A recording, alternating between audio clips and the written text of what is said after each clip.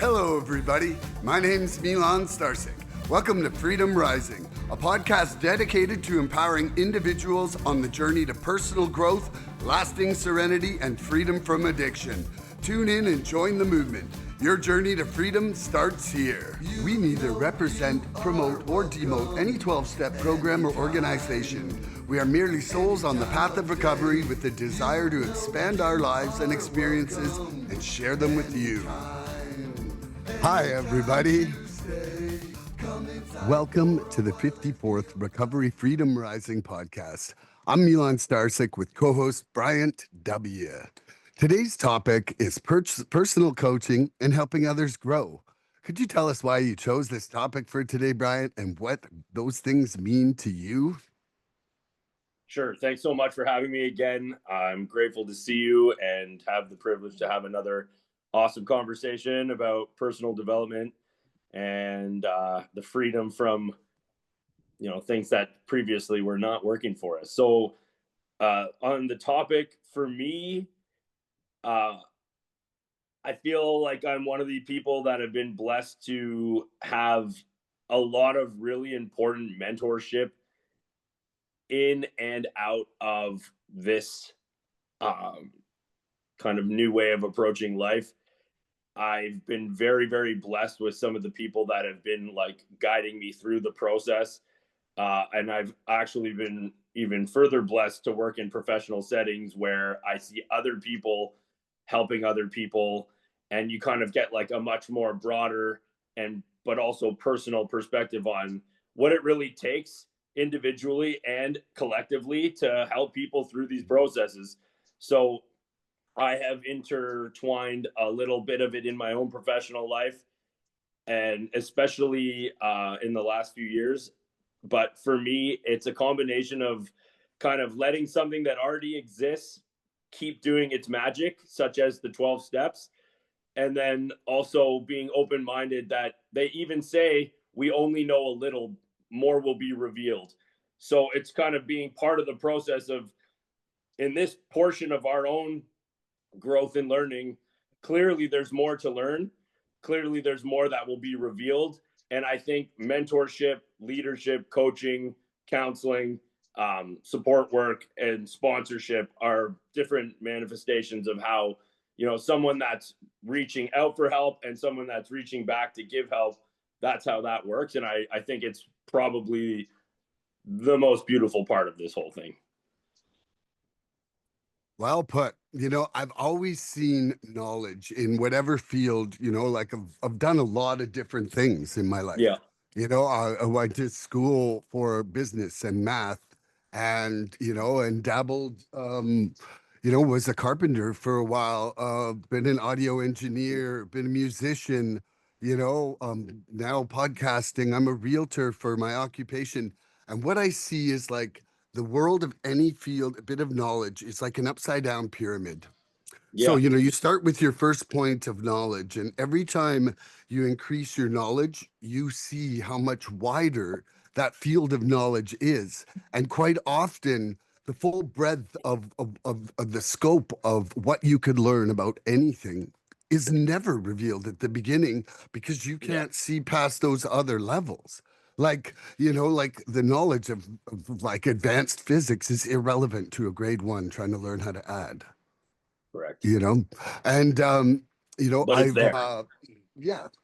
And in almost every field, as a musician, I had the real blessing to know a lot of really great musicians when I was starting. And so, inadvertently, they were my mentors and as well as my friends. And so I had the benefit of learning through experience of watching, if you want to learn how to do something, you watch a master how to do it for long enough and shut your mouth, and You bet. and then inside the world of real estate, I've had 4 different professional coaches inside my occupation. Yeah. And so, the personal coaching, really, we don't have to invent the wheel to like driving a car. And, That's right. and, there's something about a coach too that offers a level of accountability. You know, Thank you. like Yes, procrastination is king if you're your own auditor. no You know, doubt. and I feel that, every time that I've done coaching, it has been always been like, oh, I don't want to look like a fool in front of that person, and No doubt.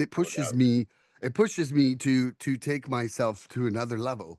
And Beautiful. I've also been lucky to have two great sponsors inside the program. Mhm. And, Yeah.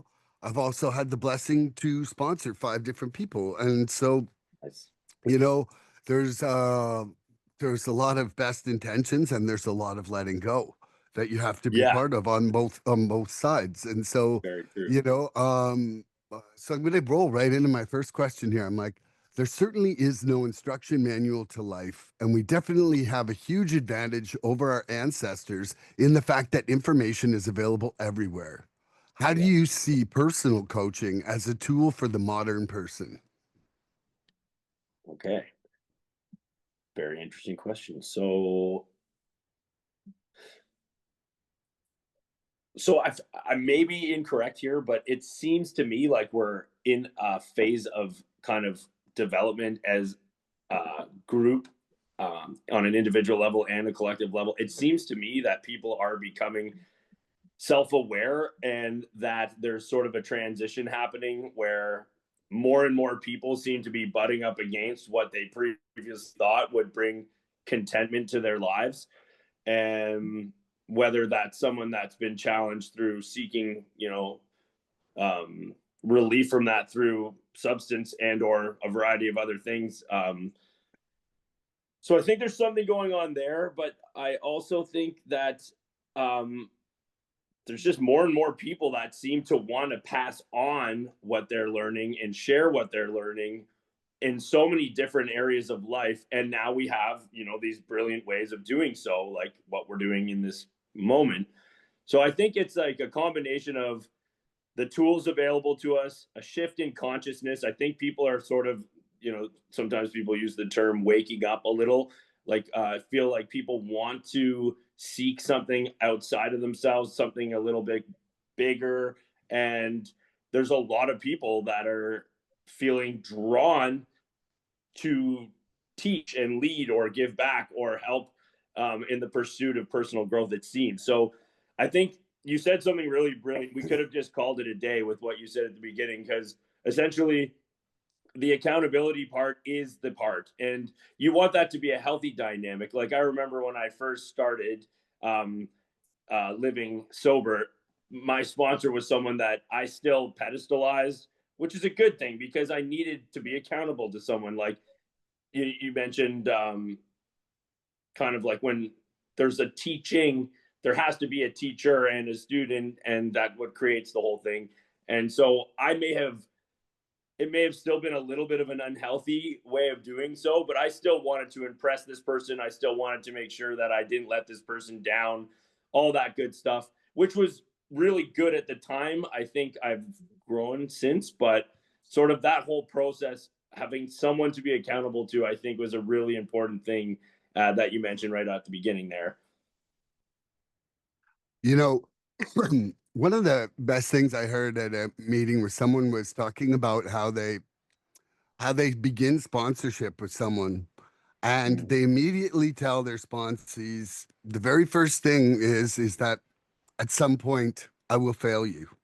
Yeah. And it kind of humanizes them to their sponsees right So away. important. Like at some point as a teacher we're going to disappoint the students, and that illusion of like the perfect teacher, or that idolization, that will fade at some point with some event, even You're if it's right. just through the body of knowledge that you finally build up. Like it's just, you can see that, oh, this person that you kind of thought was omnipotent has their weaknesses just like me. No doubt. And I certainly feel that there was an element to that with both of my sponsors. But you know it's funny because that idolization is transformed into friendship with both of them. And that friendship, No doubt. um, to be honest, is a healthier point because instead of like Right. instead of instead of just being taught, we can have a discussion and both grow through a friendship, Beautiful. and Beautiful. that, And hopefully still be accountable. Yeah. yeah. Yeah, like how do you see personal coaching as a tool for the modern person? Well, okay, like I had said, we don't need to invent the wheel to like driving the car. There's Yeah. so many people out there with knowledge and so many people out there with success in whatever field of whatever you want Yeah. to learn about that they just don't want to die with their knowledge. They don't want everything that they've worked for to go to waste. And quite Yeah. often, if they're successful in what they're doing, they're probably at a certain level of economic comfortability where it's not always just about money to them. Oh, It's actually about changing lives. Like a amazing. lot of the people I see that go that route of service, it's because they've seen that there's more to life than money and that So invaluable. they're Yeah. really wanting to share who they are and part of their life in a big way. Well said. And so for me, like for the modern person, I have not even ever met one of my coaches in person. Okay. And that's irrelevant. It's that this is the beauty of the internet making our world small, is that like, I mean, I have two sponsees I'll probably never meet myself. Really Sure, like one of them is in Albuquerque and the other one is out in Toronto, and like, cool. unless they come out west, I probably won't meet, but it doesn't matter. I still love them both like brothers, and No and doubt. it hasn't inhibited my ability to have sessions with them. Like almost all of my sessions, except for one of my sponsees, have been virtual. So, No kidding, eh, eh? eh, yeah. So, like and then when I got really broke this year, I switched to doing virtual one with my sponsor. And when we did the first one at the end, I was like, was that any less for you? And he was like, no. And I'm like, it really wasn't for me either. I was worried it Yeah. would be, but I can see that. we still covered the work. We were still had, like I made sure I did it on my computer so that I could see his facial features really well Yeah. for myself. Like I find it a little bit hard on the phone to read Yeah. expression and micro inflections as well. And but it was awesome, and we've done every session since then but one. I was going back to speak on January 1st at Options, and that was on the day that we did it. And our session would have been my drive time to there. Mhm. And I just said, hey, I'm like, for old time's sake, you want to have one in person? He's like, sure. And I went over and it was great. We got to give each other a hug. Awesome. Hadn't seen each other in months. And, so I think that, now there is going to be a rapid acceleration of mentorship around the world in Yeah, I so think many ways. It's yeah. occurring right now. Like Yes. if you look at like even the weird little dance videos that are out there, like there are Yeah. so many freaky, amazing dancers everywhere. Oh yeah. That like there is so many people over the age of 60 who are in phenomenal shape. Dude, when we were Absolutely. kids, someone over 60 was like they're dying. Like, they were not in good shape, man. Sure. Like and like now, man, I see people jogging down a road at like 80 and like buff and sure they may be supplementing with some hormone replacement, but that's just part of our knowledge, man. Yeah. Yeah. No, good Yeah. point. Yeah. Okay, do you got a question Absolutely. for me? And hold on, Yes. just before we get into this, now, just for everybody listening out there, because you've never talked about this, but you've gotten into some personal coaching yourself, right? Yes. I go ahead. Well, I just would like you to tell everybody out there a little bit about your adventure, and if you're still doing it, maybe how they can get a hold of you. Wonderful. Okay, thank you very Yeah. much. So I am a certified life coach. I have um, done a lot of wonderful sessions with a variety of different people. Lately, the niche kind of pursuit has been, people that are in between um, something that may have ended or in the pursuit of something that they've always wanted to do. I try to help people that are kind of in between challenges, whether it's like how a career type thing, and or it could be addiction, it could be relationship, but people that are going through like really tough challenges, like having to find their way through and connect with, a higher value part of themselves while they're feeling in that moment quite cut back and pruned. So it was right before the pandemic. I actually had a career ending injury. I used to work as a commercial diver in underwater construction.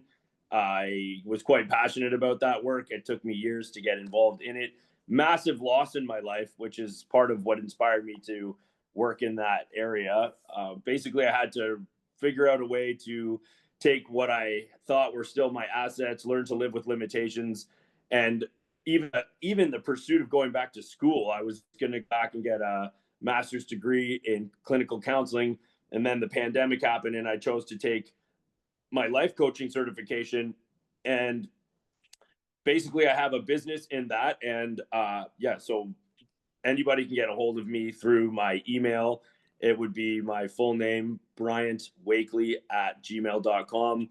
And I have a business with that. And it's also helped me integrate into working as a support worker at Options in recovery for addiction. And essentially, that's my goal now, is to live in that world and work in that world. I also do a lot of volunteering, so there's a healthy balance between what was freely given to me and using it as a tool for, a career or occupation as well. I love that. So if anybody out there is wanting to contact Bryant and you didn't catch what he said there, feel free to contact me through the information that's provided at the end of this episode, and I'll Wonderful. happily pass along Bryant's information for you. This guy is such a wonderful guy, and you'll cherish every moment you get to spend with him. Bless your heart. Thank you for saying that. It's amazing, and Okay. I really, really love it. I really love it. Yeah. Hmm. And you're the perfect guy for it, and so Thank you. however this platform can help you out in any way, I would happily. We're all here to lift each other up, not to see who can stand the tallest. I couldn't agree more. And that's sort of that. It's so cool that you say that, because I'll get to my question, but really close to what you were saying before. For so long, there's this inferiority, superiority thing going on within self. And I think that when you live out of that identity, it functions out of those two like magnetic poles. You're either feeling less than or you want to be better than. And it's not because you necessarily want to be better than everybody, it just makes you feel more secure. That's the underlying thing, in my opinion. And I don't think it's healthy. Um, but so to get to a question here, you mentioned accountability. So I was curious, what does accountability look like to you now? And how much of that do you put on oneself? Or do you still kind of give to these people, like these mentors, these sponsors in your life? Like how do you stay grounded in keeping yourself accountable? And how do you interact with other leaders in your life to also pursue that accountability? So okay, I'll start with work. Okay. With work, with work, my accountability is set with a calendar. Okay. Um, I at this age, honestly, and just with the life I've lived in, if I leave my accountability up to my memory, it's going to be full of holes, disappointments, and resentments from other people. Every single thing I have, I create a calendar event for. If Very if smart. it's with if it's with another person, I invite them on that. Even if they don't use Google Calendar like I do, it at least shows them that that's something that they should take note of for Yeah. themselves. Like I've decided that it's okay for my digital devices to be my memory bank, and that That's fair. I am a processor instead of a storage unit anymore. And I was the type of person who had that sort of obsessive mind where I might never be late for something and I might not miss anything. But the amount of mental space that I would cycle over that, gotta go in half an hour, gotta leave in half an hour, gonna have to be there in half an hour, we're gonna have to be there in half an hour. Okay, 10 minutes, we're going 10 minutes. Hey man, everybody getting ready because we're going in 10 minutes. And it's just like if I just set an alarm five That minutes is before I so have to funny. do something, if I Yeah, just yeah, set an alarm 5 minutes, then all I have to do is wait for my beep and it tells me what I'm doing. And I don't yeah. have to That's use so funny. any of my brain to do that. It just lets me be present. Why Um, not? a really valuable thing. I just did a podcast with a lady last Wednesday, and part of it was about building habits, and Mm, uh, and so and so both her and I had read the book called Atomic Habits, which is a okay. really really great book for being able to build habits. And one of the things about it is kind of like talks about habit stacking. Like, don't try to create an entirely new pattern in your life. Build patterns off things you do. You know, Okay. yeah, like okay, if I just for example, like if say I get up, I have a tea, and then I walk my dogs an hour later, right? But I want to Yeah. work out in that chunk in between, right? It's Sure. like I'll have like my whatever, like my bathing suit or my workout shoes. I'll have that kind of set in front of where I go to make my tea. So it not only reminds me, then it knows that I know what's next in my list of habits. And it's Nice. kind of like setting yourself up so that it's like you just have your series of things. And so coming from options, they kind of give you a guideline for a program. And I've just made all of that a really regular part of my life. Like I pretty much do a meeting every day. I pretty much get up, I do my readings, I do my exercise, I walk my dogs, I record my song. I'm here doing a Nice. podcast with you. I'm doing a meeting, and then if it's a day that I have something with a sponsee, and then also for myself, like so, I'm accountable to myself by regularity on my Okay. on my own personal program. When Yeah. I'm working with the sponsee, I feel like there's varying degrees. Okay, there's the people who are like virtually autonomous. You make an Yeah. appointment, they'll have it done, and they'll probably have more done than you would do. And Right. then there's the people where, man, you can send them 10 reminders and they're never going to have their shit together. Like I would like to be very honest right now in that it's like I've allowed my heart to be broken enough times in the past about that now I'm just not going to love you more than you're going to love yourself. You That's a know, nice way of like putting it. Yeah. like I'm only having so much attachment to somebody getting their shit together because you have to be the one to do it. I You're can't right. do it for you. I You're right. cannot do it for someone. And so, generally, if we're at a point, like I kind of read the book with people to start out with, right? Very And good. and Yeah. and and and then when we get to different points where there's step work, you know, if they're not done that step work, we're not doing another session until they are. Like Oh. if you're not taking time out of your day to get yourself to that next point, Mhm. then I'm not taking time out of my day just to pretend that you're moving ahead. Aha. Like I just won't pretend it. I will not. And some people, I'm just like, man, I will be like, hey, man, like I'll message step four to them 5 times in a week. Just be like step four, just in case you're forgetting that this is our next like goalpost. And, Well, I've really heard a saying down here that I believe, like, man, and I believe it because I've seen it so much is that if you don't do your step four, you'll drink your step five. And I'm like, whoa. I remember us touching on that, and I agree and believed it saved my life. Yeah. Actually, Yeah. It wholeheartedly, it was my transformational shift to changing my life. so You cool. know, like the surrender was a miraculous thing. The Jedi mind trick, don't understand. I'm okay with it. Like, I'm okay. It's like, but the reality is that that wouldn't have been enough to keep me straight. It No wouldn't have been doubt. enough to. No, exactly. We would have tried to take we would have tried to find a way to take credit for it. I didn't know, like it would have just been white knuckling of my own choice instead of white Yeah. knuckling forced by family members. That's really what it would have been.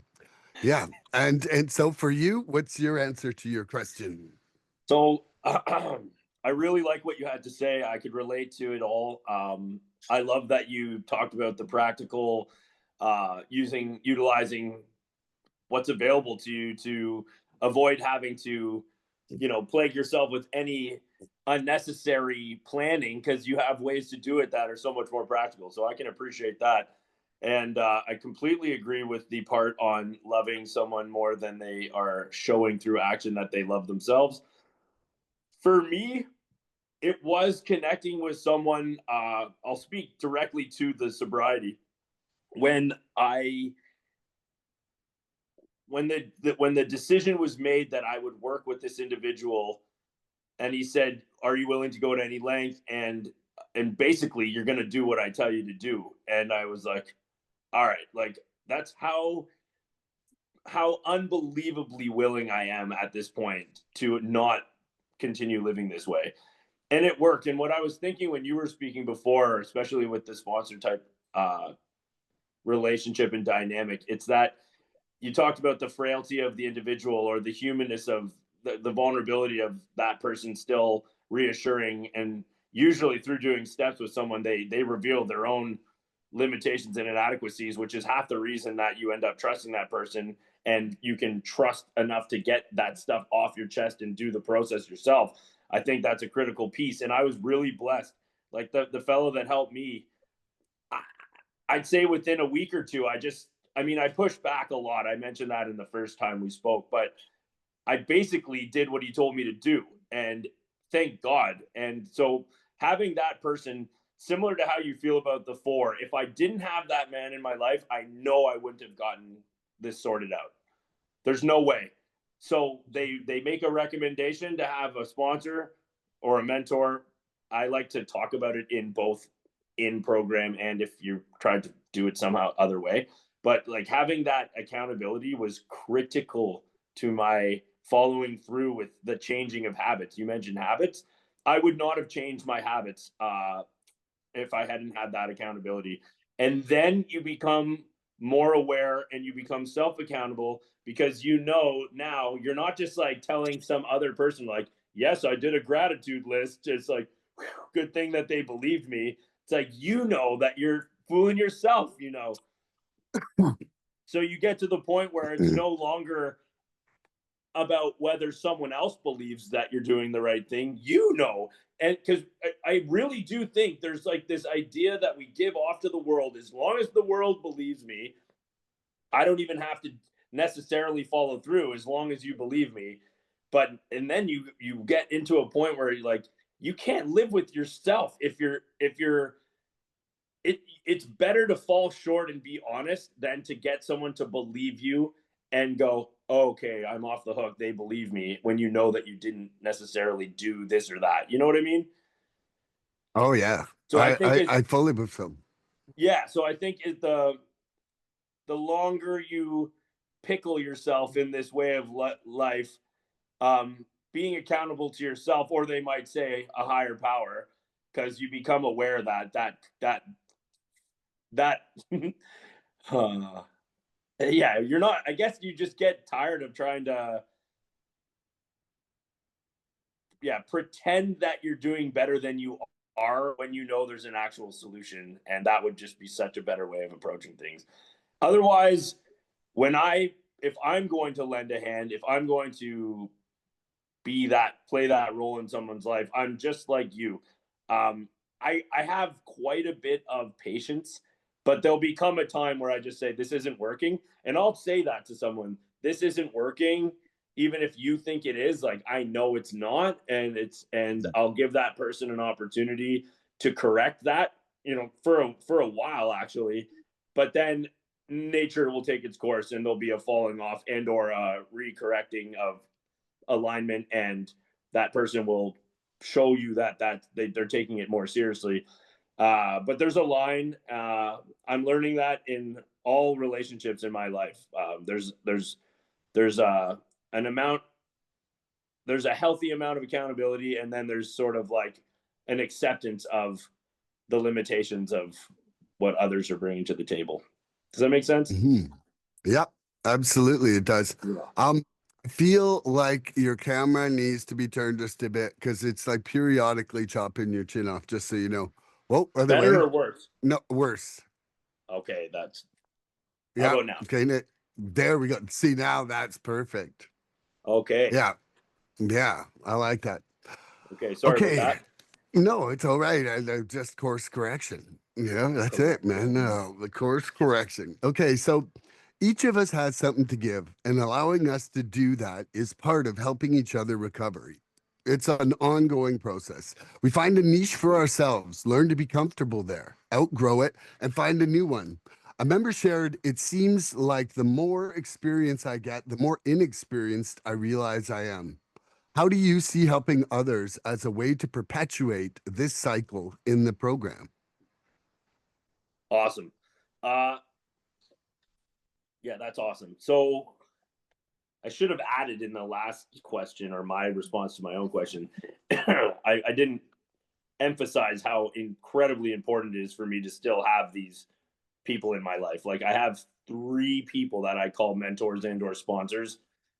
I would look at one as kind of like a street smart uh, person I've known my whole life. He's a music teacher of mine, and I just trust the guy, and I often talk to him about life.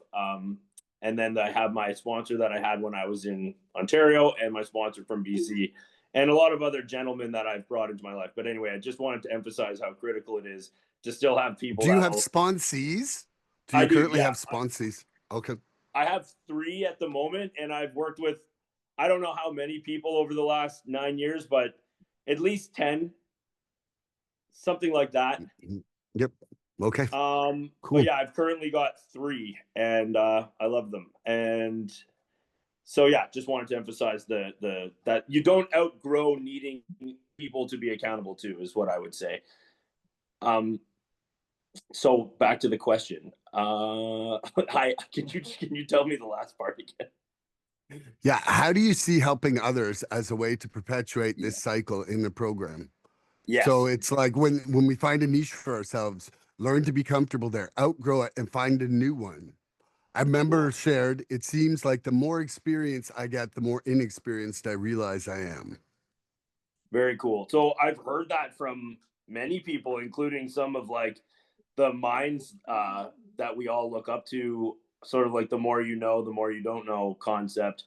I think that's realizing, like, truly as human beings, we have a limit to, like, it's somewhere in between our curiosity and what we're able to actually tangibly understand. That's why so many people struggle with the higher power, because they want to hold and touch and feel and smell it, whereas that faith.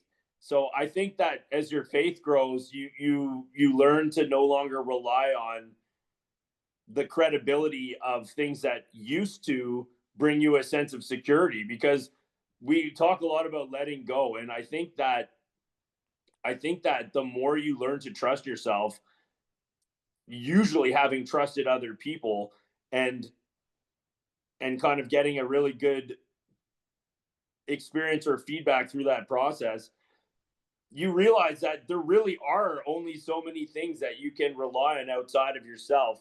So when we have something that we know has worked for us, I think it's the greatest gift we can give someone is just to give it back to them the same way it was given to us. and hope that the same magic happens, you know?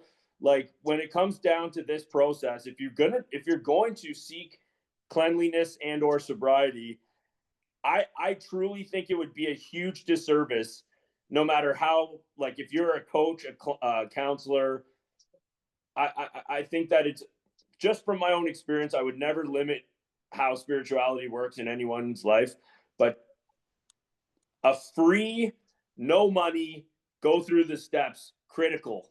Like I think to do it any other way would be a huge mistake.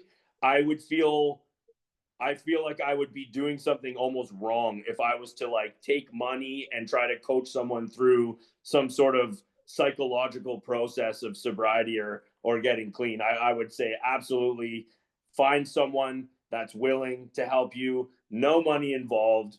You have to try the steps, I would say, and then there's so many beautiful ways to learn self development, goal oriented sort of like processes after or during, but like that other part cannot be tainted and it shouldn't be.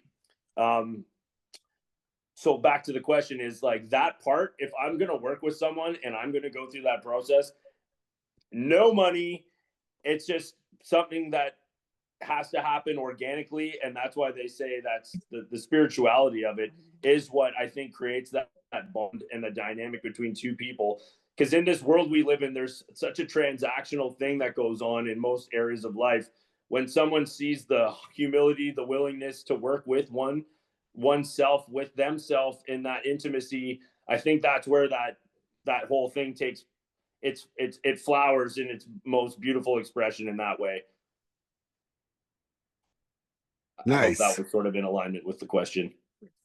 I loved it. I could give a shit about exact alignment. Good. Right on. um, you know, through my experiences down here and some of the real, like, I mean, I have just met some really cool people with some long-term sobriety down here, Nice. and just heard some really cool shares and speakers, and I've realized that right when I get home, I'm doing another step forward. Cool. I feel like through some of what I've heard and how it got me to reflect about my life, that I got a few more layers on this onion I got to peel.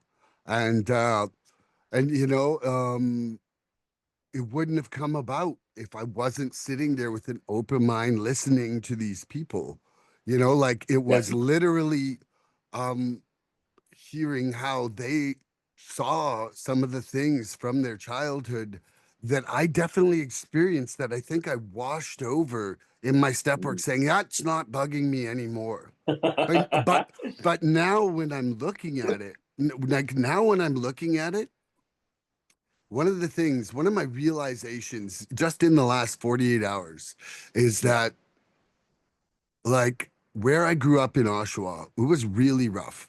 Like I had to fight once a week from the time I was 3 years old to grade 10.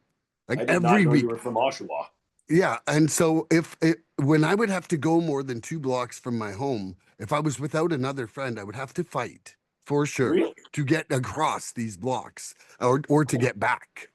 And and it was like, so anger was survival.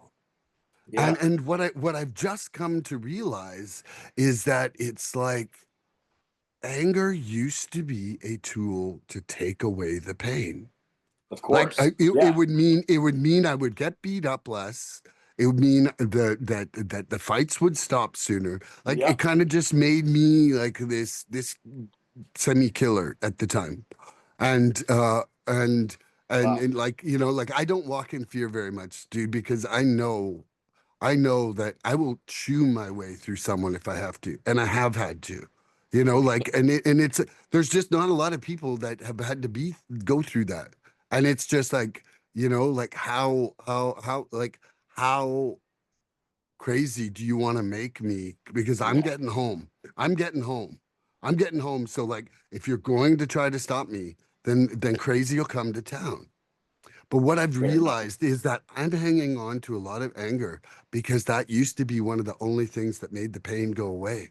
And Of now it's course. just Yeah. creating pain and problems, you know? Okay. But it's like, it's like turning off that instinct because, Uh-huh.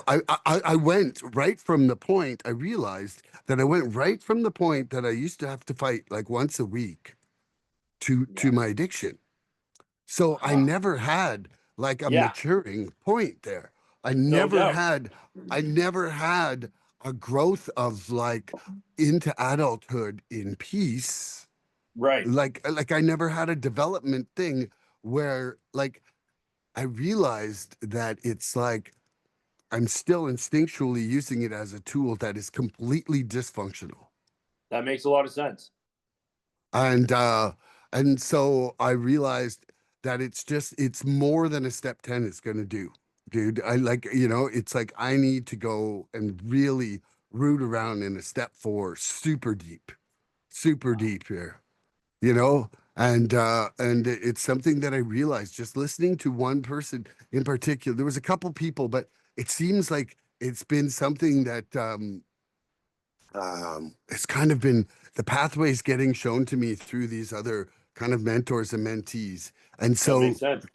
so this comes back to my question. It's Yeah. like, you know, like these people with 39, 30 years, whatever, like, a bunch of years coming to these meetings when they're not feeling like they're going to drink, you know, Yeah. they might have been there just for me that day to hear that thing. And that's the thing is that, we need to go to meetings, not thinking I really need a meeting, but it's Right. like, who really needs what we can share to them? Okay. That's brilliant. And And sorry, I don't want to interrupt. no, no, go ahead. Go ahead. I'm not going to forget this. I did forget this. So when you first proposed the question, the first thing that came to mind, I had this crazy moment. I was driving on West Side Road towards Fintry 5 or 6 years ago, and I listened to this fellow I knew give me DVDs of speakers, and I was having a really hard time because I was feeling like a lot of stuff was being taken from me. I had a brain injury and my career was over and I was like not knowing which direction to go. I was freshly married. I was scared. It was not going the way I had thought things would go, and I very shortly before that was doing the best ever, and I finally thought, I could do so much with my life that I previously hadn't known, and all of a sudden I'm back to fear and coming in hard. And I'm listening to the speaker tape, and the guy says, there's a lot of people that come in, they get the solution, and they go back out and they don't return. Some of them actually stay sober or clean for the rest of their lives. He said, but the difference is if they don't come back, there's no one there to pass that message on. You know what I mean? And that just like blew my mind. Like it was so simple, so honest. It's like, so this fellow is basically saying if you take the solution and you just go out and live your life, what about the you that showed up that someone else helped? Like you have to return to the place where the gift was given, so that's if when someone else shows up that the gift is still available. And I thought that was so cool. You don't have to add anything further to it. That alone is like so valuable. I realized there was a JFT about sponsorship. I was like 2 or 3 weeks ago, man. Maybe even 4. I'm not sure. Kind of losing Uh-huh. track of my Mexican time here. But the Yeah. thing about it is like, think about this, man. If there was no sponsorship, those steps on a piece of paper would lose their power within like 20 years, man, because Oh, it for sure. needs somebody to help you dissect and understand what the things are meant by it. Like if Yeah. we were all just addicts and alcoholics reading these books by ourselves, these programs would die, man. Oh, They would absolutely. die with it. Like, and so it really Ah, is like, like when it says in the question there, we find a niche for ourselves, learn to be comfortable there, outgrow it, and find a new one. It's kind of like, somebody starts putting out chairs, somebody starts making coffee, yeah. and then somebody starts hosting the meeting. And Yep. then maybe they take a service position. Oh, now they're getting a sponsee. It's like all these periods of like, even I heard a few people at these meetings I've been at, the one guy who just celebrated his 30th. He's coming up on 30 years. I'm gonna have him on the podcast. He's a really great guy. He's from Etobicoke, and Cool. but he talked about, like, you know, getting to a point with service where he thought he should pull back, and that was the wrong thing to do. It was like Okay. he realized it's like, well, now with all this knowledge, I actually should go one step further, you know? Yeah, And totally. it's like my sponsor says, "Oh, it smells like uncomfortability. That must mean you're growing," you know? No And doubt. and like there's always some of us, like some part of us should be uncomfortable all the time, because that's going to keep us moving forward in a Yeah, growth cycle, right? I agree.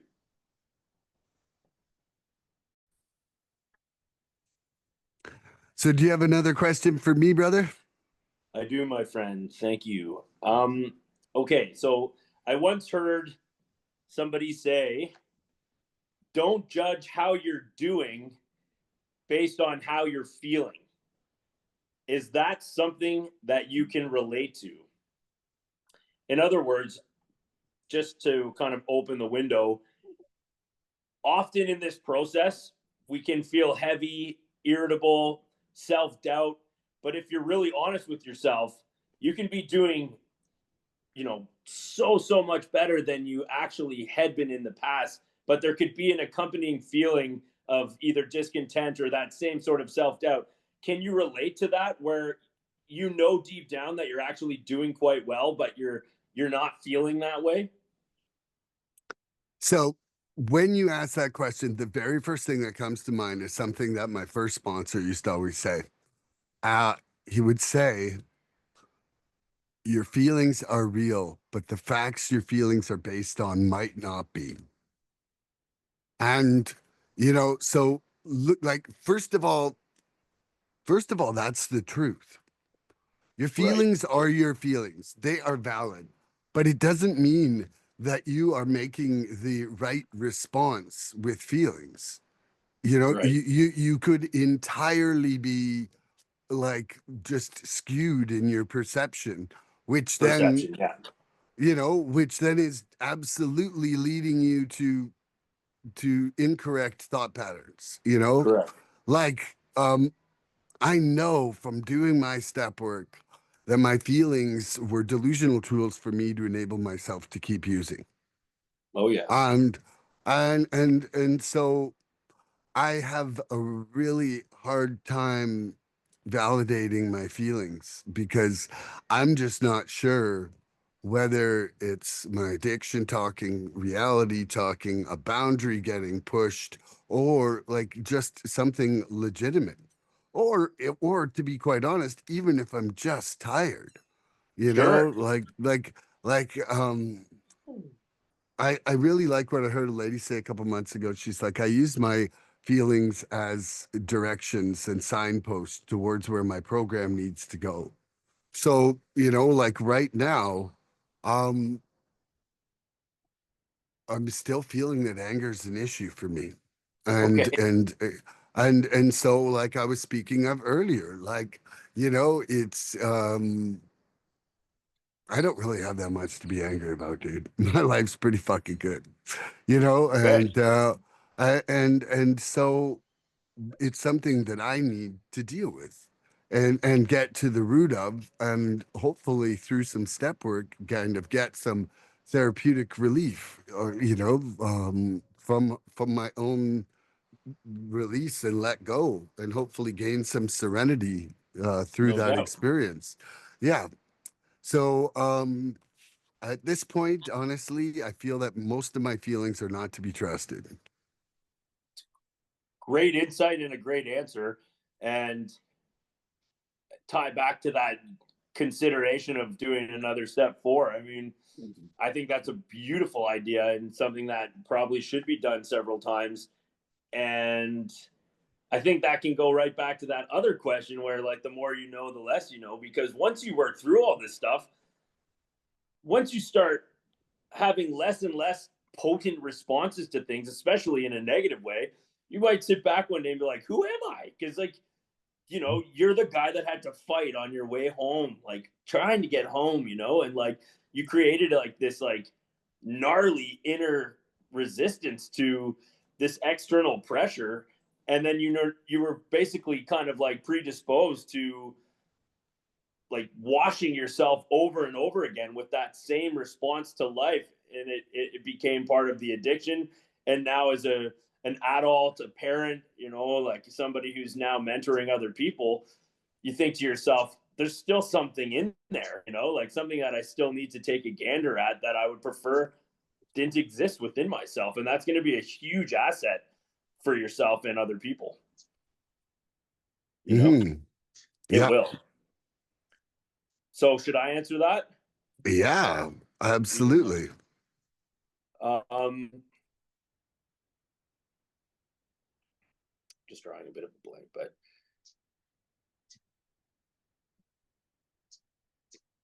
can you, sorry, I have no idea why I'm blanking out. I think I got lost in that, going back to that other stuff.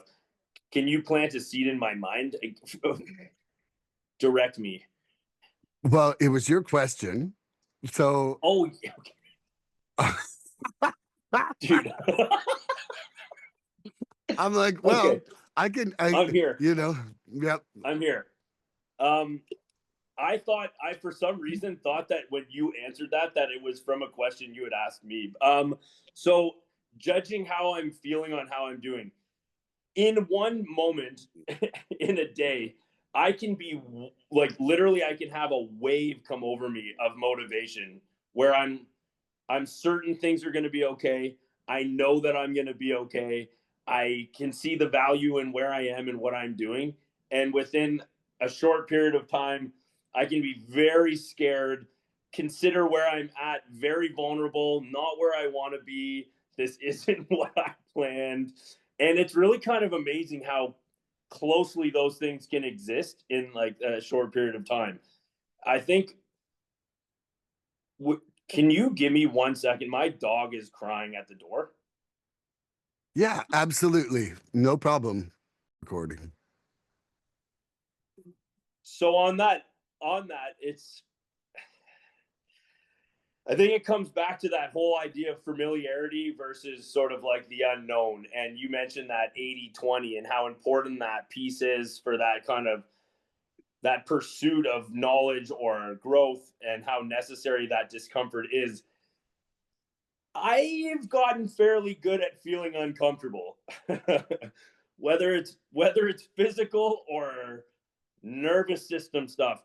There's this gentleman in a group that I used to attend, and he always talked about the nervous system and how this whole process is rewiring the nervous system.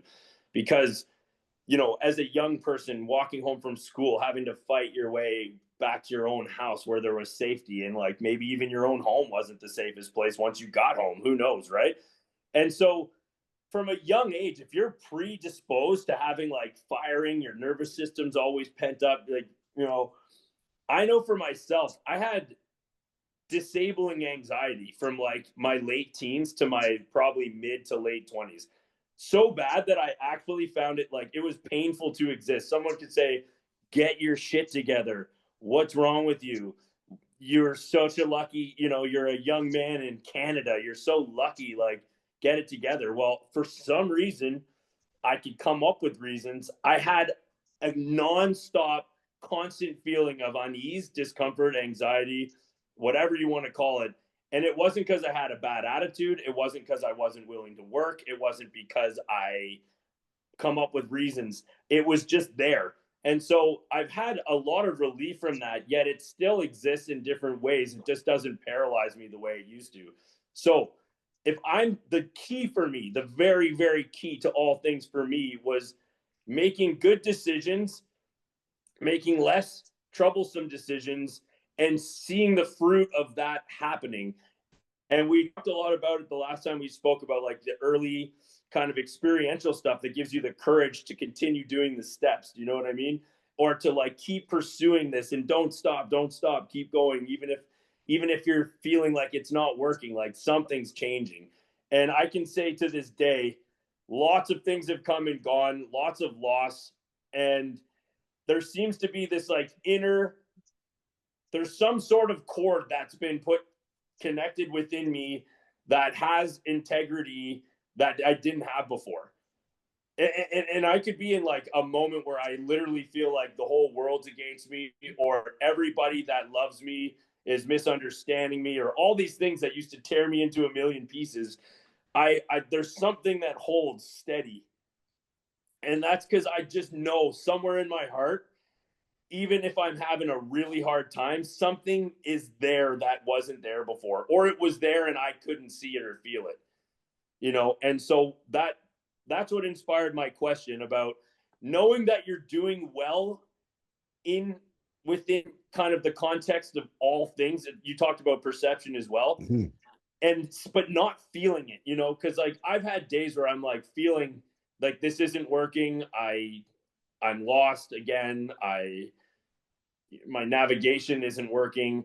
But the truth is, like, that really usually comes down to, like you mentioned, this washing of feelings that come and go. It's not the truth, so how do you find the truth in the storm? You know what I mean? Like, and I talked about the anchor holding, like during these personal challenges and crises, something of integrity seems to stay in all seasons and weather during this process if you're in alignment. So I guess what I would say, almost as an inspiring thought and a fact that I needed to be reminded of for myself, is that you might be doing really well and just not feeling very well. You know what though? That if we're gonna relate it to the program and not just to like an average everyday person's life, Yeah. the surest way to stop worrying about how you're feeling is service. Like Correct. call a Yeah. sponsee, get a new sponsee, start doing some step work, but like Yeah. get yourself out of yourself. Yes. Because if all you're thinking about is yourself, generally you probably could be sitting in a fairly self-centered spot. Like, Yeah. yeah. And and Correct. and, and you know, I know for myself, like some of my sponsees were like, "Oh, I'll give you space in Mexico," and that was cool. But it's also like I'm feeling a disconnection with some of them, and I'm, calling them up. I'm just like, "Hey, man, are you okay? What's Yeah. going on with you?" Like, don't just pretend you're okay for 30 seconds right now, No you doubt. know? And No, it's a yeah, so really, really, really good resource for everyone involved. Yeah. This leads right into my next question. This is one of my friend Andrew who does this podcast with me as well. This is one of his favorite quotes. Service Okay. is not a position in a committee. It is a posture in the heart. Interesting. Now, you can digest that while I read the rest.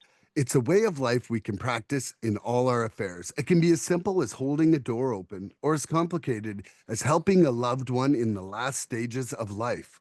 Our Wow. relationship to service and the way we express it changes as our humility deepens. What relationship do you see humility and service having with each other? And please explain. Such a good question. Now, my friend, I have to let my canine in because it's -16 and she wants back in. I'm so Go sorry. get her. Go get her. That's Okay. all right. Okay. Service is not a position in a committee, it is a posture in the heart. It is a way of life we can practice in all our affairs. It can be as simple as holding a door open, or as complicated as helping a loved one in the last stages of life. Our relationship to service and the way we express it changes as our humility deepens. What relationship do you see humility and service having with each other? Explain. Yeah, that's fantastic. What comes to mind at first is this. I don't want to overdo this, but for myself, it was the difference between even being willing to do service. I basically wasn't, unless I thought it would, like, I really didn't want to be in this category, but like, what's in it for me? Prior to the emphasis on basically the necessity to stay alive, how serious it is for us. Prior to that, it was sort of like, I don't have time for that, you know, kind of thing. So the first thing that comes to mind is the even willingness to do it, and then there's the consistency. Um, that same idea of like, you know, being there in case somebody else shows up and needs a solution. Um, it's just an amazing thing. So I got to be careful because I want to be preserved and have the highest amount of respect. But I mentioned before, I have a friend who is currently going to be passing soon, and I've been sitting with her, and it's so easy to talk about the bird feeder or the flowers that somebody dropped off. But if you sit and hold that person's hand and say, like, what are some of the thoughts you've been having? Just like tsunami, you know? And that's the difference between like being available and holding space with someone. I think that for me, one of my things that drove me crazy in life is there was so much happening in me, but nobody was talking about anything. It was like hockey games and this and that, and like it was just, and I'm like, there's so much going on in here, and I've been ridiculed so many times in my life for being too sensitive or overthinking and all these things. And there could be some truth to them, but they're also extremely important parts of us and myself. And I just use that one example of like, it's the difference between like visiting someone and being there with someone in like the actuality of what they're going through, even though you can't even begin to imagine what that other person may be actually experiencing. It's the attempt to meet that person as close to that place as possible. Do you know what I mean? And like Absolutely. that's where healing happens. That's where life-changing moments occur. And I think that that requires, you use the word humility. Everybody's so funny about humility. I've heard many times like, well, if you had humility, you wouldn't talk about it. And it's like, no, we can talk about it. It's an incredible awareness we get when we realize how lacking thereof humility we had. And it's nice to acknowledge that you've noticed that there's a bit going on in your life, because we all know there's this attempt to be these saints, you know, and it's just not necessarily like, I don't think there should be such a focus on perfection in this walk, because it's so gnarly sometimes, you know. But yeah, service is such a wonderful thing. It, I think, saves your butt, especially at the beginning, because it gives you a reason to be somewhere that you might not want to be. Like, this is what I say to people when I first start with them. There's wisdom that you don't understand. It's not about making coffee. It's that you were forced to go somewhere where you know that solution lives, and you will now be there doing something that's beneficial for the whole, but it also forced you to be accountable and go somewhere, you know, like that old habit, you probably would have been like, I'm not going to go there tonight, you know? I don't want coffee. I'm not drinking coffee. Why would I make it? Yeah, yeah, yeah, yeah. So it's, there's Mhm. so many little neat things that happen with it. It's like there's a really like cool thing that is going on, and it's usually not the most obvious thing. It comes sort of later, like, oh, if I hadn't done that, I wouldn't have learned that, or I wouldn't have met that person. You know, just that kind of stuff. You know, first of all, how will anybody trying to learn humility know what it is if we don't talk about it? Uh-huh. Right? Like, that is the most ridiculous thing ever.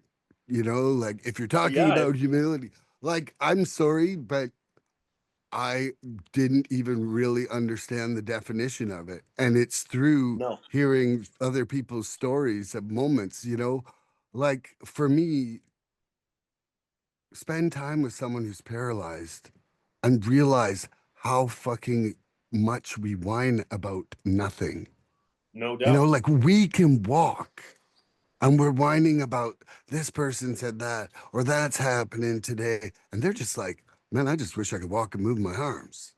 No Like doubt. I and you know, so like for me, the relationship with humility is to see like honestly where that help could be needed Yeah. with somebody who's struggling, like to mock somebody when they're down is just such an act of selfishness, like an act of selfishness and ignorance that you don't see, and sometimes though like just that mocking can be just flaunting your own assets that they no longer have. It's crazy. Like showing up and seeing somebody in a hospital bed and telling them how what a tough jog you had today. Like it's just, like seriously, they don't want to hear that. They don't, No. you Well, know? man, yeah, there's the space that's available improve that dynamic between one's own concept of self and the facts of what a lot of other people are dealing with. I mean, I have to be very careful because yeah, there's so much that people endure. Um, I mean, I think that idea of gratitude is the other pillar of humility, man. Like those two things are so incredibly important.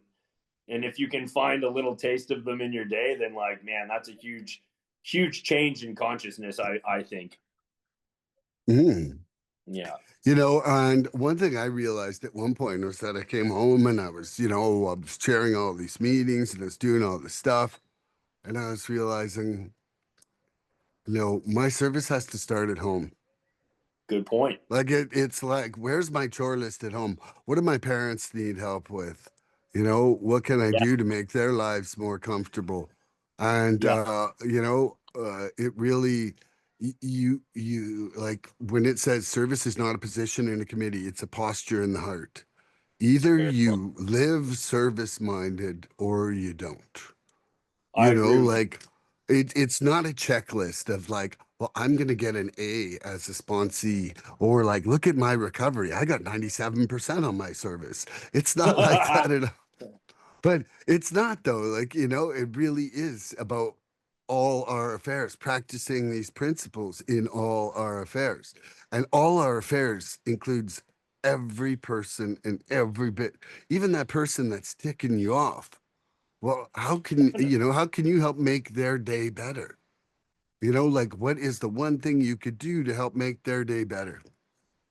That might be getting out of there. Just going home. Well, it could be, I'm but kidding. but if you're I'm not kidding. considering it at all, you know what I mean? Then Well, it's definitely not being of service to them. it's so true. Yeah. Ah, yeah, there's so much space for that. We can literally the possibility to learn and change is actually it's actually like almost terrifying. Like Yeah. I don't know, it's pretty cool. And do you have another question for me, Mr. BW?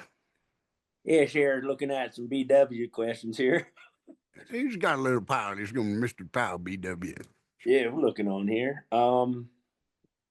Okay,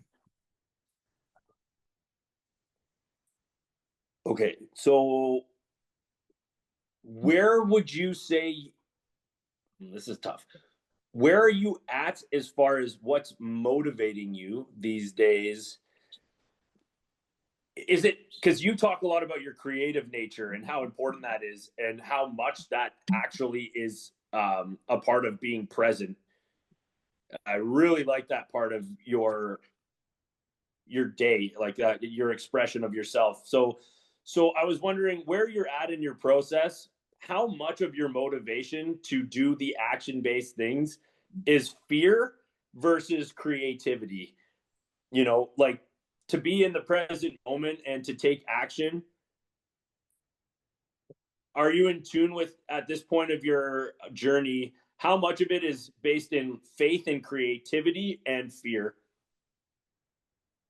or fear? Well, see, I think I've said it. I'm not sure if I said it on this one, but I don't have to play the tape to the end, dude. It's like I skip right to that moment of dying. And I Yeah. remember how that felt, how scary, how lonely that was. Uh, That's always sitting right there, dude. So, like I'm afraid of chainsaws too. I'm really good at running them, but I've cut myself twice with them.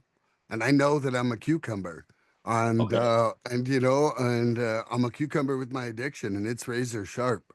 I'm only going to have so many brushes with death with anything like that I'm going to get away with. Yeah. So, you know, but as far as it goes with my songs, like with my songs, the only there's no fear involved in my creative process. I making songs is like a pure joy, and Yeah. it also helps me dissect things that I'm working out, that I'm trying to learn about inside the program. And sometimes it's Okay. actually just being silly, like there's that No. element too. But as far as it goes, I would say that I'm afraid to see what life would turn back into without having my program. And so Oh, I just don't fuck with it. I just don't well fuck said. with it. I know that since I followed these steps and done these suggestions, I'm living a whole different life. And I'm Exactly. Yeah. living a whole different life that I'm just grateful to have the opportunity to keep growing inside of. So, I'm just not wavering one way or the other with that. Yeah. That makes a lot of Yeah. sense. Hmm. And for yourself? Well, yeah. So it's really, I feel like that step one, the daily knowledge of oneself and what that would look like. I love it when it becomes crystallized that it's never going to be different. It doesn't matter how much you mature, grow, how much you help other people, how many things you've done. Like if you visit that beast, it will be like, I know this, like a dragon sleeps within me. Don't wake it up, so Yeah. so it's like, that's what I joke around with my best buddy, because he's also so sober, and we talk about the creature that lives within us that's just sleeping, and you got to keep Hmm. playing the lullaby, and so for me though, the difference between the fear and the creativity, I kind of feel like I understand the truth now. There's a few things that came through that are really hard and wonderful truths, like that concept that like it's not going to happen unless you make it happen. There are wonderful things that kind of like opportunities that come and go that you kind of wonder like, where did that come from? It almost seems like like it was predestined or something like this. But when I look at the facts of things, where it's like, yeah, you're not going to go get a degree. No one's going to give you a degree unless you go get the degree. And if you just break down Yeah. that simple formula, it's very, very, very rewarding and terrifying, because if you're feeling unmotivated, that's simply a fact. And so you need to find a way to chip away at these goals. That's why I think, honestly, this living in the day is so, so, so life saving. Because if you get overwhelmed, or if you're goal oriented and you start casting your line too many days ahead, man, you got to have a little bit of taste for that fruit, but you have to live in the day. So for me, I can be creative and I can live in faith in my day. If I throw out these things that are untangible and they're things that I want or I perceive that I should experience in my life, but I'm not actually doing anything about it today, I get so overwhelmed, and like that feeling of self-doubt is, it's so so easy to come. And so for me, I love the idea of planting seeds for the future, but I really need to stay in the day. I'm so grateful for that one, that like beautiful fact of like one day at a time. So when I get full of fear, or I feel like it's something that's out of reach, or maybe that's something that other people will get to experience but I never will, I can combat that fear with healthy self-esteem, and the fact that like in this day, not I don't have to set records today, but I have to at least chip away at it. You know what I mean? So that's, I think, the difference between realistic and unrealistic. And because I at heart am similar to you, I love creativity and I love people, and I want to be out there doing and like creating and building, but it's very easy to be put back into that small self, you know? And yeah, so just basically that's the difference for me. It's the motivation's usually there, but am I being motivated by fear of failure, or am I motivated by faith and being knowing that today I can do something? Yeah. You know, like the lack of conscious contact with our higher power is what I heard one old timer say on a speaker tape is the main problem and the main Yeah. reason why we need this program at all. And so, like if you're worrying about the future, you're not in the present moment. If you're shameful about the past, you're not in the present moment. And you Yeah. can't bank yesterday's conscious contact or live on tomorrow's conscious contact. And the only way to have that is to get yourself present. So it's Yes. having tools to bring yourself back to the present moment, even in those situations when you start to spiral in either way, or Oh. you'll rob yourself of the entire moment right now, which is your only chance to have that contact and to, and so, Ah, yeah, it's the presence. it's wild. It's totally wild. It's totally wild. And it's like, feel your breath. Come Yeah. on, boy. Come on, boy. Get up. Okay. So when we show up and do our part, the message gets carried. When I'm helping someone through the steps, I feel like I'm an instrument in my higher power's will, a member said. I'm not in charge. My responsibility is to just stay close. How Okay. have you guided people through the steps, Mr. BW? Wonderful. So I think I mentioned it at near the beginning. I do not tamper with anything that I know has sacredness outside of me sharing my story. So if I ever, I've been taught two things in my life. I went to school to be taught a process of how to nurture, hold space for, and guide someone to their own coming to kind of self awareness and self motivation to create for themselves. And I've been guided through a process involving steps where somebody took me through that step by step. So I keep things very practical because the soul will interact, it's the bones, you know? So if I take someone through the steps, I do it exactly the same way it was shown to me, and I infuse it with my personal experience. I can say, these are the fears that I had. This is when I started really believing that there was a power greater than me. This is what it felt like when I made an amend with my dad. And these are wonderful stories, and these are beautiful things you can infuse the steps with. But when it comes to like 1 to 12, I don't change the language. I don't add any literature outside of, like I might later, but like I don't mess with it, and I do exactly what was shown to me, and that's that.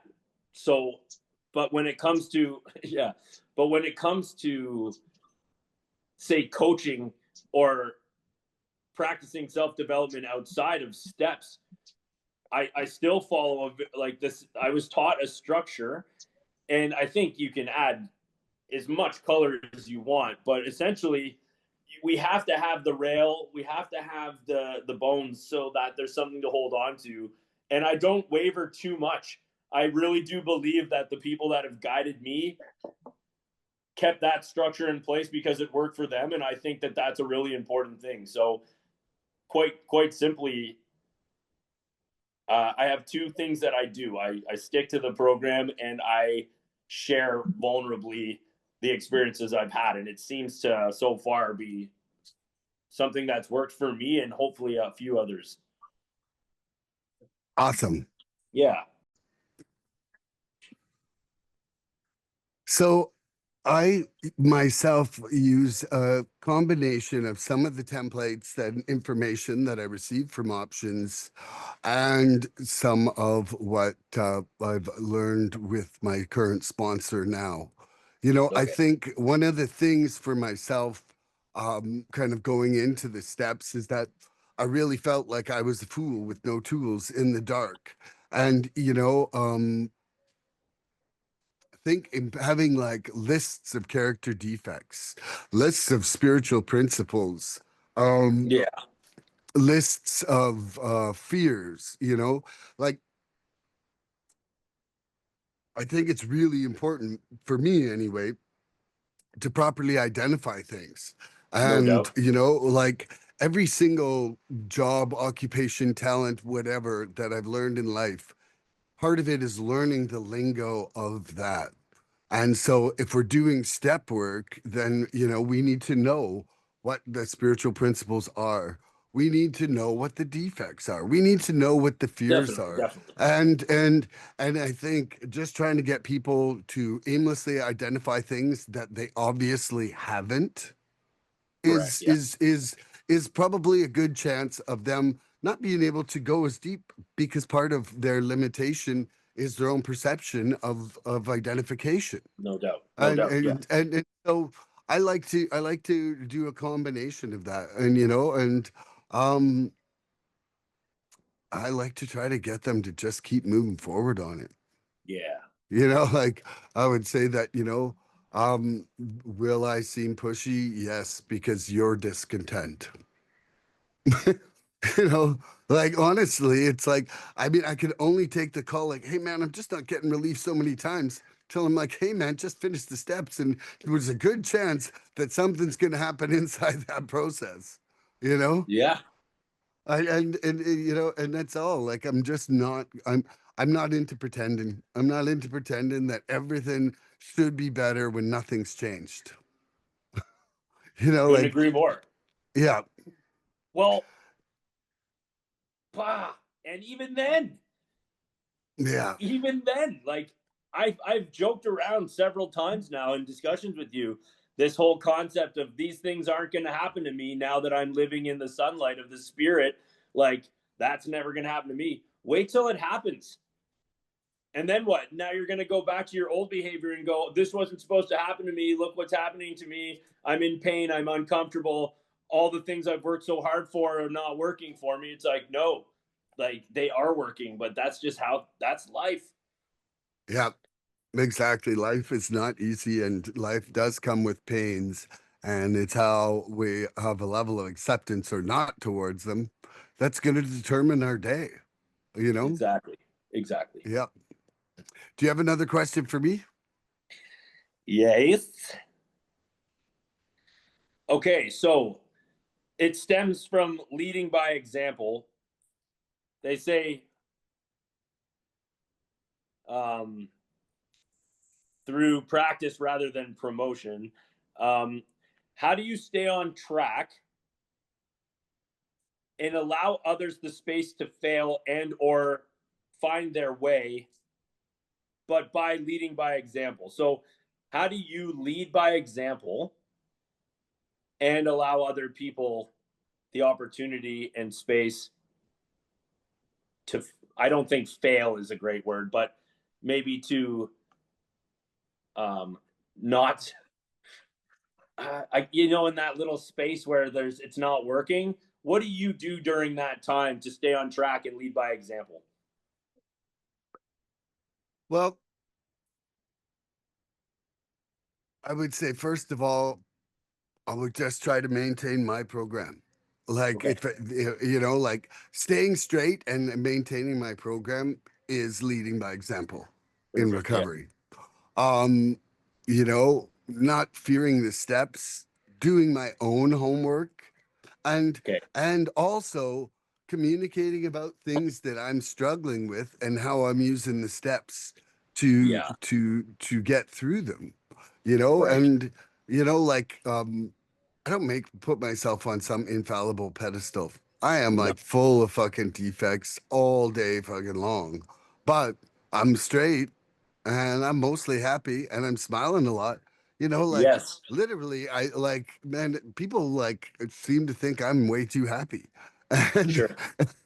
and it's you know what? It's all right. At least I'm not like looking way too sad, I guess. But the thing is, though, is I'm not going to fake sadness because my program's tight and I've done my step work. You know, Sure. like the last thing I'm going to do is downgrade my life to fit the picture of what you think everybody's life should be. You know, if you're Man. surprised, like, whoa, look at him be happy, then guess what? This happiness can be yours too, because I really wasn't. I really wasn't before. So, Yes. you know, Totally. I think that leading by example is all we can do. I feel that there is lots of time that people get into ruts, and Yeah. I'm unfortunately, you know, for the detriment of me as a sponsor or not, it's I won't co-sign bullshit. Like if Yeah. you're not doing it, I'm not pretending you're doing it. And like if you are not doing it, I'm not going to sit there and say I think you're doing a great job when you're not. You know, Yeah. I'm not going to say, "Hey man, like you're on your way to a relapse." I'm not negative forecasting either, right? But for me, what it is like if people offer me a pity party to attend to, you know, oh God, you know, I'm just not doing so. It's a pity party, pity party. I'm just like, hey, man, what about doing the step work? You Yeah. know, like I am just going to suggest that as an option. Why? Because that was my solution. So, you know, there's Yes. nothing I can, there's nothing I can do but lead by example and Yeah. offer the only solution I know, which is doing the steps. And And if people want to be in this program or say they're like, you know, I heard this guy with I don't even know how many years the other day. He said it like he's a lot, okay, a lot. And he's like, I have to laugh when someone says they're in the program and they're not working steps. He's like, right. the program literally is the steps. He's Yeah. like, so if you're not working the steps, you just like hanging out with a bunch of alcoholic addicts but Yeah. in That could be true chairs too. like like you know like he's like because you're not in the program if you're not doing the program. Yeah. No doubt. Yeah, Well, and I think the strongest thing you can do, especially if eyes are on you, like say you are sponsoring someone, yeah, is stay straight during the process when the storm comes. No better yeah, example could be given because you might have some that are like, oh shit, like look what's going on in his life. Like he must not be doing the program well. There has to be a very, very clear distinction between looking up to someone or seeing someone as a leader and assuming that that means that their life's going to go without hiccups. No, it's the leader is the one that leads through the storm and shows the person like, okay, I'm showing you, I'm revealing to you the limitations and weaknesses of my life right now, and I'm gonna try my very best through all my other resources and my mentors, leaders, sponsors to stay straight during the storm. You know, because that's all that absolutely. really matters. If all we did was build castles, and it's like, oh, Milan just bought another castle over the hill there. You know, it's like he had to do his step 6 and 7, and now he's got another castle. You know, it's like no, I mean, you might, but I just think that's what comes to mind for myself. It's the difference between pushing someone and being a leader. I think is that leading by example, because they say attraction rather than promotion. I really do believe that when somebody, I think trust is developed that way, and I think trust creates faith, and faith creates sobriety and freedom from addiction. I didn't believe in this program because I wanted what you wanted too. I No doubt. believed in this program because I wanted what people had. Yeah, Like exactly. if we were all just sitting around wanting happy sobriety but nobody had it, I would have. Yeah. 100%. Okay, I got another question for you, Mr. BW. Are you ready? He's ready. The therapeutic value of one addict helping another really is without parallel. The caring and sharing in the AA and NA way is the ultimate weapon against our alienating, isolating, destructive disease. Has this been your experience? If so, how? If not, how not? Yeah. Man, I'll tell you right now, you got some good questions. Boom. Yeah. Um, I think that's what saved my bacon. It was the exposure to different rooms full of people that were being honest in a way that I had never seen before. It also put things in perspective where I could see how, I guess, grateful I should be for my shortcomings and potential failures compared to what had occurred in other people's lives. But that one-on-one with that individual that told me, it's incredibly honest. Every time I saw this guy, he'd be like, I'm insecure. I need approval from other people. Like I like he would always hit home that the what he had determined were his key spiritual defects or main social instincts that had been gone awry. Or like he was very very vulnerable with, I have low self-esteem. I look to other people, places, and things to make me feel okay about myself. And he just always hitting that home. And when I did mine, and I realized that I had similar things, and I was living out of similar unhealthy parts of my soul, I just could relate to this man so much, and it made me feel so good to know someone on the outside was really doing quite well. This fella went from like really down and out to like he met a great gal, he had two kids, and he was in his late 40s, and he had a ton of debt, and he was getting rid of all that, and he was succeeding in business, and he was helping me, and like I'm like, oh my gosh, like how inspiring. And like within a short time, 2 years give or take, I had similar things happening in my life because I trusted this guy. And this are two men sitting in a room being like, yeah, I got low self-esteem and I'm full of fear, and like who in the Lord's name ever had a conversation like that? You know what I mean? Like I used to run around with like a dozen dudes, and we all were trying to be the funniest, strongest, coolest people, and constantly comparing ourselves to one another, and being in that state where there was no lack of self-esteem, but there was also an admittance to the lack of self-esteem as to how that propelled us in that really unhealthy part of our soul and the lifestyle that we were choosing. But the fact is, there was actually like an incredible human being there that had done something about these things, and I admired him in exactly the words you used before. I wanted what he had. I knew that we were different. I knew that I wouldn't be pursuing the same things. I knew that my life would look completely different, but I wanted what he had, which was basically the complete opposite of what he had before. And it was inspiring, and I really love that guy. It's very rare that I don't think about him and like get moved in, like, you know what I mean? Like it was the incredibly important part of the process was sitting with an individual who is willing to be that vulnerable and share exactly what happened to them, the good and the bad. And like some of it's stuff that we never thought we'd ever tell a soul. And now he's sharing it with me. And it's releasing me from my chains and my bondage to self, because I too lived in that place of defeat, and like it's like, okay, well, if you can talk about it, maybe I'll have the courage to talk about it. And then exactly like they say, admit exact tell another human being the exact nature of your wrongs. It's like, holy moly, my friend. Yeah. What a gift, though, to be that honest, eh? Absolutely. Yeah.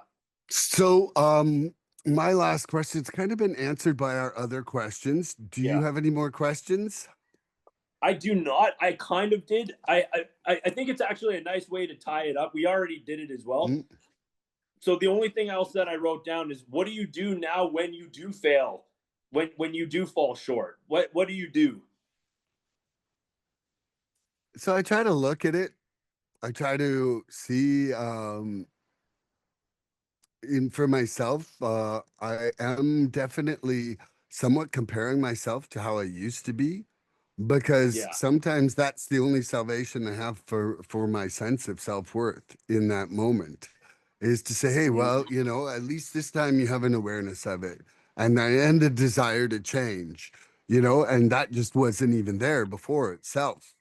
So, Mm-hmm. like That's I've cool. said it before. I've said it before, is that awareness is my first step to change.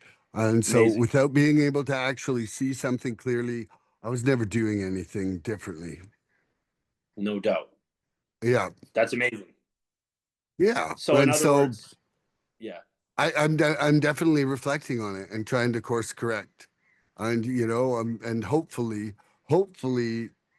accurately seeing my part in it. that's so important. Yeah, like I'm still in hopes that I've got an accurate picture of what's happening in my life. I'm not 100% guaranteeing that to myself yet. No doubt. Hmm. That's amazing. Hmm. If I could quickly garnish that, I would say that Yeah, now when I do, instead of looking at it like when I fail, when things that I care about aren't going the way that I was hoping they would, um,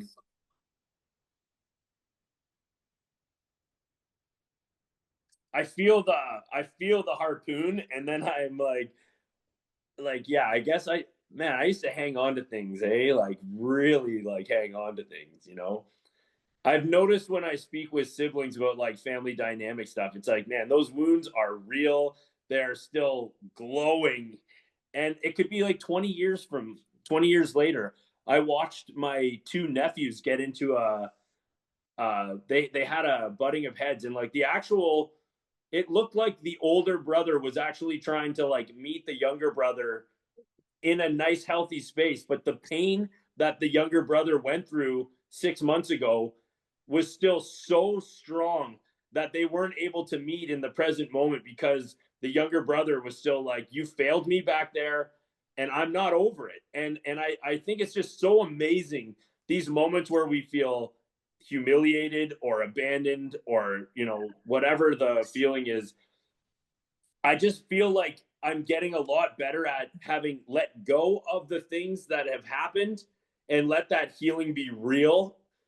And then when the new things happen, I'm much quicker at mending that part of my soul and looking for help, or like whatever it takes to try to mend that so that I don't carry that the same way I carried those other things 10, 15 years down the road from now. Like I really want to at some point live free of these wounds, you know? absolutely. And without, I think, constant vigilance. And to be quite honest, like I met this guy recently, and he's like, man, I do a set of steps every year, Yeah. even even way into his program, just to make sure that there's nothing lurking, hiding out there that he's just kind of perma blinded himself to. Because I think unless we're growing and looking and growing and looking, I mean, man, our disease has a real subtle way of hiding real deep, man. Cunning, baffling, powerful. And patient. It's patient, man. Well, that's that slumbering creature. Like I don't think it goes away. I think Yeah. like anything else, the temperature rises and it drops, and the tide rises and it drops, and the sun rises and it sets. And during the winter, if you don't think it's ever going to be summer again, it can get pretty depressing, So you got to trust that, it's coming back around. It's coming back around. There's all Yep. I love the cheesy stuff too. Like you can start your day fresh at any point. It's like, yeah, you can, like Yep. you can. Absolutely. Yeah. And so I don't know, just I could talk to you about this forever. And we will. We're going to be coming in next week too. Okay. I, I I think this was great. I love today, and I want to thank you again for being a regular here with me, Bryant. Well, it's W. become a blessing. It's become a blessing, man. Nice. Well, I'm glad. I'm so happy to hear that. And guess what? For everybody out there, Tune in next time for more recovery fun. Bye-bye, everybody. We love you. I love you anyway. I love you more. Please help us help others. If you like what you've seen here today, please subscribe and share this podcast and help us get to 100 followers. We're looking for interaction with our audience. So please email recoveryfreedomrising@gmail.com or contact Milan South Okanagan Starcic on Facebook with questions, topic suggestions, or just comments. We'd love to hear from you.